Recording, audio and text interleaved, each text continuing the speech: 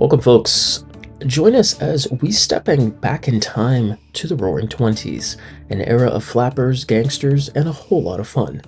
Welcome to the Drowsy Chaperone, a hilarious and heartwarming musical comedy that celebrates the golden age of Broadway. The Drowsy Chaperone is a Canadian musical with music and lyrics by Lisa Lambert and Greg Morrison, and a book by Bob Martin and Don McKellar. Now, the story concerns a middle-aged, asocial musical theater fan who, feeling blue, decides to play for the audience an LP of his favorite musical, the fictional 1928 show, The Drowsy Chaperone.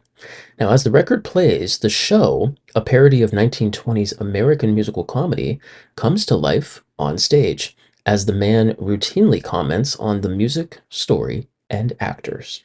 Now, The Drowsy Chaperone started in 1997 when Don McKellar, Lisa Lambert, Greg Morrison, and several of their friends created a spoof of old musicals for the stag party of Bob Martin and Janet Vandegraff.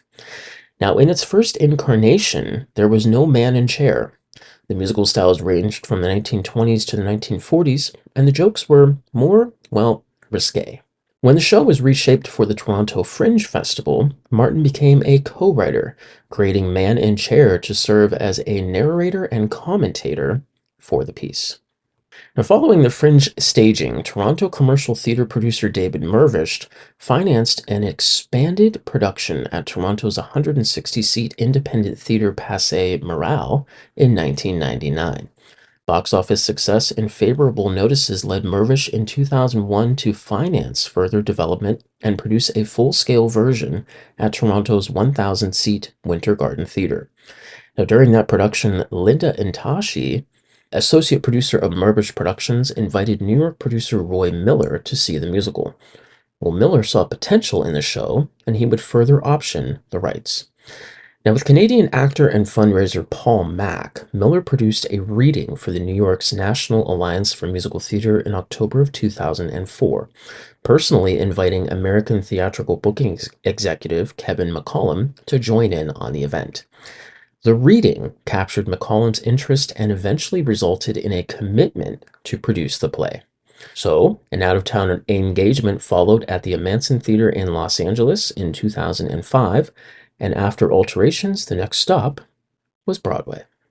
Now, the Broadway production opened in May of 2006 at the Marquis Theater, where it would have a 674 performance run, starring original lyricist himself, Mr. Bob Martin, two-time Tony-winning actress Sutton Foster, actress best known for playing Georgette Baxter in The Mary Tyler Moore Show, Miss Georgia Engel, British actor and literary agent Edward Hibbert, and stage and screen actress Beth Level. Now, although the show received mixed reviews, Variety's David Benedict noted that the secret behind the success of Casey Nichola's exquisitely honed hymn to the forgotten musicals of yesteryear is that its authors knew exactly what they were doing when they took the Broad out of Broadway.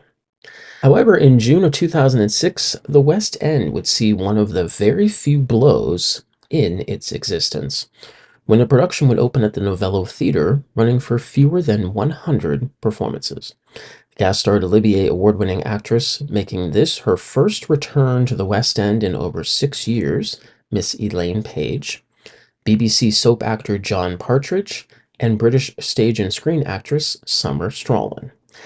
London's critics generally gave positive reviews of the show, although some were less impressed.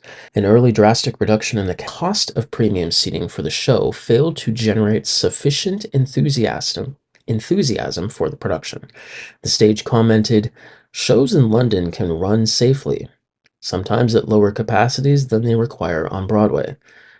But, as the transfer of The Drowsy Chaperone has just proved, sometimes even a Tony-winning Broadway hit can't even achieve that." The production would go on to play subsequent productions in North America, as well as 3 international productions, most notably an Australian production by the Melbourne Theatre Company in January of 2010. The production would star prominent Australian stage and screen actor Geoffrey Rush, and due to its impressively high demand for tickets, the production was actually extended a week past its limited engagement. And so, the curtain falls on another fantastical journey through the world of the Drowsy Chaperone. Until next time, folks, may the spirit of the theater live on, and may your days always be filled with the joy of a good musical.